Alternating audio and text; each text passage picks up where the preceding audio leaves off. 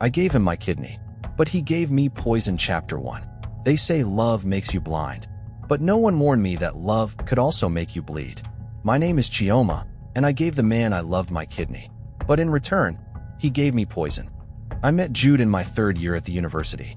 He was brilliant, confident, and kind, or at least, that's what I believed.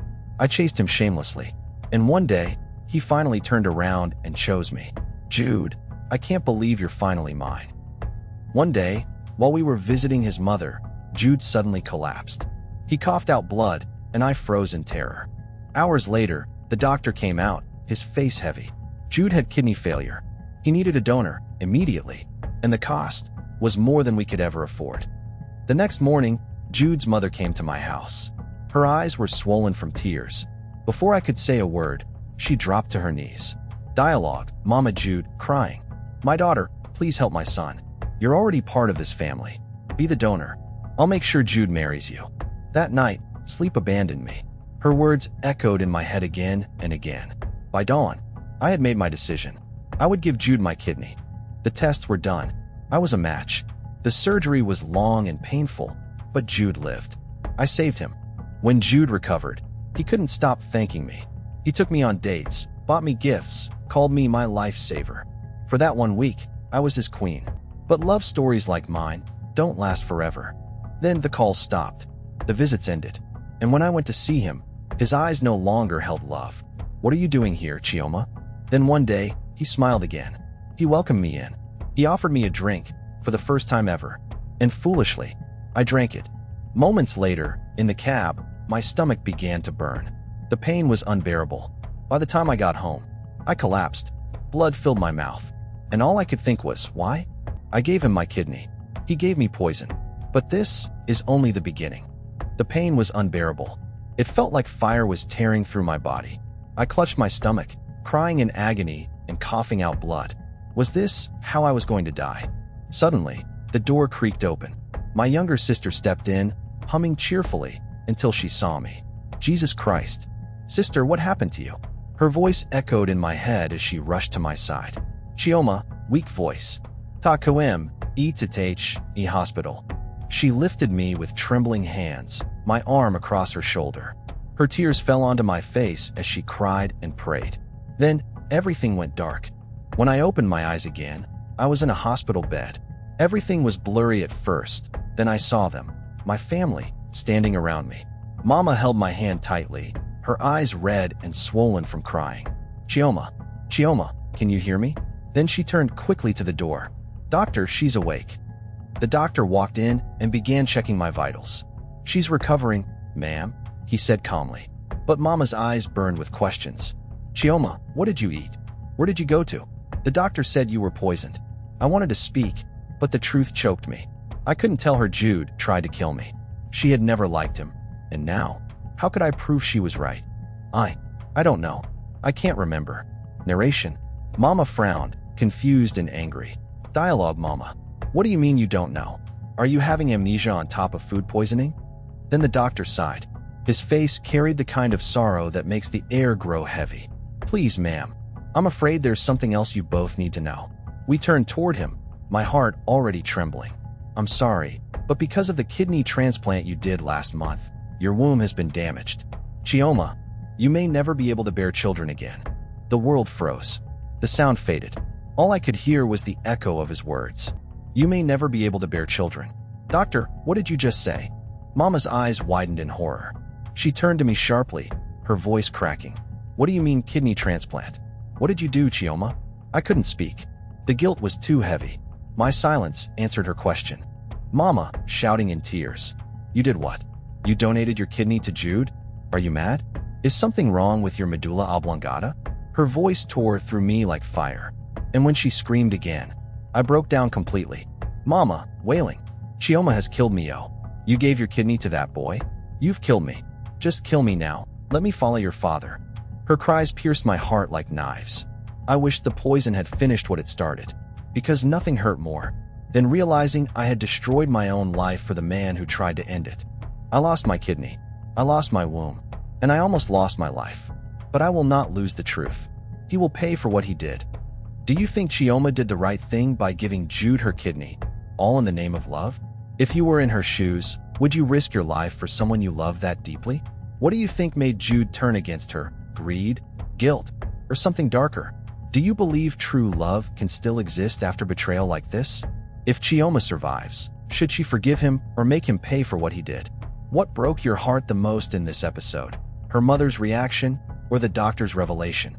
If you were Chioma's mother, would you react differently or the same way? Should Chioma tell her mother that Jude was the one who poisoned her? Do you think Jude deserves forgiveness or justice? And finally, what do you think Chioma should do next? Type your answers in the comments below. Your thoughts might inspire the next story. If this story touched your heart, please like, share, and subscribe to Gentle Spark Inc., where every story reminds us that pain can also lead to strength. I gave him my kidney. He gave me poison. Chapter 2. I said quietly, watching my mother go wild in tears. Her pain soon turned to anger. Her words cut through me like shattered glass.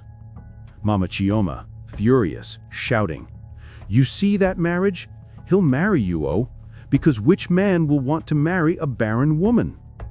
Chioma, voice trembling, "Mama, please stop." But she didn't stop. Her words pierced straight into my heart like poison. A few days later, I convinced Mama to visit Jude's mother. I wanted peace, but she wanted answers. When we arrived, Mama Jude welcomed us warmly. She hugged me and smiled, calling me her daughter-in-law. But that joy didn't last long.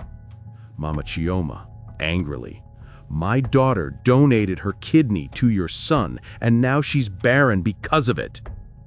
The room went cold. Silence fell like a heavy stone. Then, Jude's mother said something that froze my soul. Mama Jude, cold tone, "So, how is that my problem?" My breath stopped. Even Mama was speechless. Mama Chioma, shouting, "What do you mean, how is it your problem? You begged my daughter to save your son's life." Mama Jude, sarcastic, "Did I force her? She could have said no." Before I knew it, Mama slapped her hard. Sound, slap, echoes. Mama Jude, mocking laugh. "I don't fight dogs. Both of you don't have sense. My son will never marry a barren woman." Chioma, crying, voice shaking, "Mama, you begged me. You came to my house crying for your son's life, and now you call my kidney ordinary?" Mama Jude, smirking, "Yes, ordinary kidney. Did I force you? You had a choice." Her words stabbed me deeper than any knife. Then I whispered the truth. "Chioma," weak voice, "do you even know that your son Jude poisoned me?" Room falls silent. Mama Chioma, furious, "What did you just say?" Mama Jude, shouting, "You're lying! My son would never! You're desperate and jealous! Get out of my house!" Outside, Mama stood in shock. As for me, I felt like the biggest fool alive, used, betrayed, discarded. I fell to my knees, pounding the door. Tears blurred my sight as I screamed. Chioma, screaming in tears, "Give me back my kidney!" But all I got in return was silence. After we left Mama Jude's house, my mother would not stop yelling. Her words were knives, each one carving into what was left of my heart. Mama Chioma, bitter, "You see, when an elder warns you, you children of nowadays take it as a joke." By the time I got home, I collapsed onto my bed and buried my face in the sheets. Regret burned like fire. How could I face him after this? I wanted answers. I wanted him to look me in the eyes and explain. So I took a cab to his house and knocked, quietly, hoping for some trace of the man I loved. Chioma whispered to self, "Please, Jude, just tell me the truth." When I pushed the door open, what I saw made my stomach drop. Jude was kissing another woman, deeply, shamelessly. Chioma, stunned. "Jude!" He barely glanced up. The world narrowed to the sound of my breath and the roar of my heart. The woman sprang up and slapped me hard, as if I had intruded into her life by accident. Then Jude calmly guided her hand into his, protecting her, not me. "Don't you understand silence? Go away, dummy!" He dragged me outside. The street air hit my face, but his hands did more than push me out. They crushed me. Outside, Jude's palm shot to my neck and slammed me against the wall. I choked for air. His eyes were cold, merciless. "Jude, what are you doing here?" When I mentioned the wine, the poison, he laughed. He said I distracted him, so he got rid of me. He said I was trash. He threatened me, threatened to slit my throat and throw my head to the dogs if I came back. Then he slammed the door and left me coughing in the dust. Chioma, shouting, desperate, "You will regret this! Your mother and you will pay!" Jude, mocking from inside, "You have nothing, no proof, go away."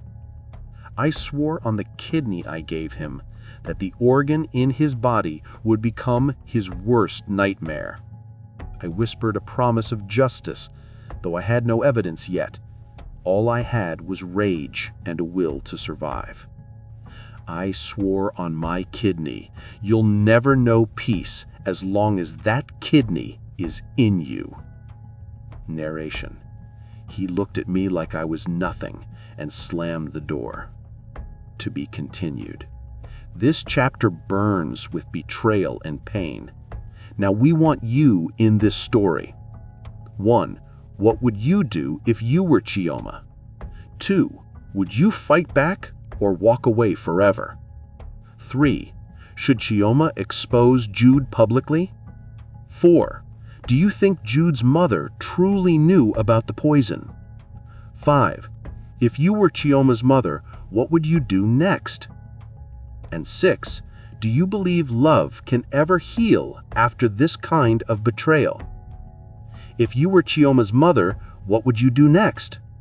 If you were Chioma, what would you do next? Gather evidence, go to the police, or seek private revenge? Do you think Jude's other woman is a willing partner or being used like Chioma was? Should Chioma involve the police now even without proof? What would you say to Chioma's mother? Should she continue supporting her daughter or stay away? Drop your answers in the comments. I will read them all. If this story moved you, please like, share, and subscribe to Gentle Spark Inc. so you don't miss Chapter 3. Turn on notifications. Justice is coming. I gave him my kidney, he gave me poison. Episode 3. Days turned into nightmares. I sank into a darkness I had never known. I cried until I forgot how to smile. My mother visited. My sister cried, but nothing could pull me back. I began talking to myself. My mother's voice cracked when she found me mumbling. She shook me like she could drag me back to life. Mama Chioma sobbing, "This girl will not kill me, oh! Chioma, please, stop scaring us!" Then my mother's grief turned to resolve. Evidence or no evidence, she said. She would take Jude to the law. Mama Chioma determined, "I will make sure you get justice, my daughter." At the station, we met Officer Ekweme. Tall, serious, with a thick beard. For one heartbeat, hope returned. Officer Ekweme, professional. As the victim, I need to hear from you too. Chioma crying, "They tricked me. He poisoned me. He threatened me." He promised to bring Jude in. The police car's engine roared like justice on the move. Hope flickered again. Officer Ekwinme, reassuring. I'll make sure he ends up behind bars today. At Jude's house, he folded his arms and smirked when he saw us. My mother pointed. The officer approached. Mama Chioma, pointing at Jude. That's him, officer. He's the one. Officer Ekwinme walked to the side with Jude. Time slowed. When they returned, his eyes had changed. Cold, hostile, full of spite. Officer Ekwinme sneering. You think you're wise. You be disgrace. We were accused of wasting police time. We were arrested on the spot. Mama's pleas fell on ears bought and sold. Chioma pleading, You're making a mistake! He tried to kill me! Officer Ekwinme harsh. Move! You will sleep 3 nights inside cell for this nonsense. As we were led away, Jude watched, smirking, triumphant. The smirk told me everything. He'd bought the law. He had bribed the policeman. They took us away, but in my chest, a new plan grew. Slow, patient, like fire under ice. If the law would not help, I would find another way to expose him. I would not die quietly. We spent 3 long days in the police cell for nothing. My sister visited, wiped our faces, and brought food, but every visit only reminded me how corrupt the system had become. 3 days later, we were released. Freedom felt empty. I had no words. I had been humiliated by the law, and Jude celebrated on, untouched.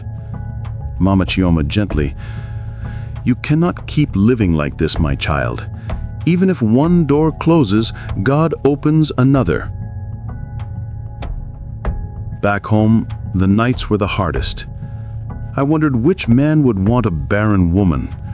Regret and shame sat heavy like a stone in my chest. One hot afternoon, while we watched a film, someone knocked. My mother opened the door, and my heart dropped when I saw who it was. It was Amanda, the same woman who slapped me that day. She bowed slightly and offered an apology that sounded almost rehearsed. Good day, everyone. I'm Amanda. I'm sorry for how things went that day. Chioma, warily. What are you doing here? Amanda said she had come for 2 reasons: to apologize and to show us evidence that could bring Jude down in a blink. Amanda leaning forward, sincere tone. I have something that will help you get the justice you deserve. Chioma, a mixture of hope and suspicion.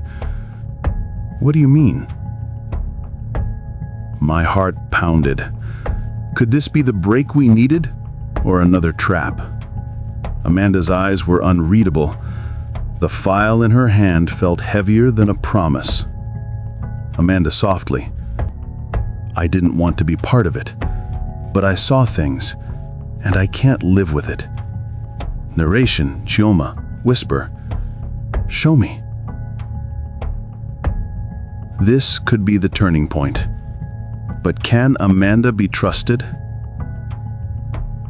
Should Chioma keep fighting alone or hire someone, private investigator or lawyer? What would you do if the police took the side of the guilty? Do you think Jude will slip again, or will he get more reckless? Share advice for Chioma. Legal steps, evidence to collect, or people to trust. Should Chioma trust Amanda and accept the evidence? What would you do to verify Amanda's story before acting? Do you think Amanda is genuinely remorseful or secretly protecting herself? If you were Chioma, what first step would you take now? Go public? Contact a lawyer? Or set a trap? If you support Chioma, type heart and tell us what she should do next. I read every reply. Like, share, and subscribe to Gentle Spark Inc. Chapter 7 will reveal what's on Amanda's device. If you believe Chioma deserves justice, comment now. Share this video to help her voice be heard. Like, subscribe, and turn on notifications. Don't miss the next episode, The Evidence Hunt. I gave him my kidney. He gave me poison. Episode 4. I stared at Amanda, unsure if she was serious or playing with our hearts. Then she played the recording, my voice begging, her voice trembling as she told the truth. Amanda, soft, urgent. I secretly recorded that day. Listen. Amanda didn't stop at the recording. She showed a video of Jude with boys in an unfinished building, chanting, bottles raised, cultism exposed. Amanda, voice shaking. He's into cultism. I recorded it. I followed him. Amanda said she was used too, mocked by Jude. Then she revealed her family's power. A lawyer mother, a policeman brother, and a father with influence. Amanda, firm. My family can help. We'll set a plan and catch him red-handed. The day came. Amanda, her brother, her parents, Mama, and my mother moved with the police to the uncompleted building. Hearts pounded. Officer, commanding. Freeze! Police! Down on the ground! They cuffed Jude and his boys. He looked at me, smirked, the same cold laugh, but he was taken away in chains. Weeks later, in the courtroom, Amanda's mother presented the recording, the video, and witnesses. The whole room held its breath. Judge, stern. Having considered evidence and testimonies, this court finds the accused guilty. The gavel fell. 15 years. Justice, it seemed, until Jude spat a final venomous line at me as they led him away. Jude, laughing, venomous. At least I already destroyed your womb. That gives me joy. His words were poison again, cold, cruel, but this time they left him behind iron bars. Jude was convicted, but his scar remains on me. I had won justice in the eyes of the law, but I'd lost what matters most. Still, I felt a quiet vindication. He could not laugh at me anymore. Jude's words pierced my soul like 1,000 blades. At least I already destroyed your womb. The fact that you'll never give birth in your life gives me joy. Even behind bars, he still managed to hurt me. Though justice had been served, I had already lost what made me feel whole, my womanhood. Days turned to weeks, and I tried to live again. I went back to work, smiled when I could, but my laughter had no strength behind it. Then one evening, a young, handsome man stopped me on the street. He smiled, that gentle, confident smile, and said he liked me. His name was Steve. I didn't trust him. I had no space in my heart for love again. But Steve didn't give up. Every day, he waited for me at the junction, patient, gentle, hopeful. One day, I snapped at him harshly. I thought I'd scared him away forever. But the next morning, he appeared at my doorstep with flowers and a smile that could melt any heart. Why are you still here, Steve? Because I care about you, Chioma. That day, I told him everything. The kidney, the betrayal, Jude's cruelty, the loss of my womb. You are a woman, Chioma. Strong, resilient, and brave. I don't care if you can or can't give birth. I love you for who you are. His words were medicine to my broken soul. For the first time in years, I felt alive again. Days turned to months. Steve proved himself in every way Jude never could. He filled my home with laughter and peace. Then one evening, he knelt and proposed. I said yes. Months after the wedding, life felt perfect. Then one Monday morning, while cooking breakfast, nausea hit me suddenly. I rushed to the sink and vomited. My heart pounded. What was happening to me?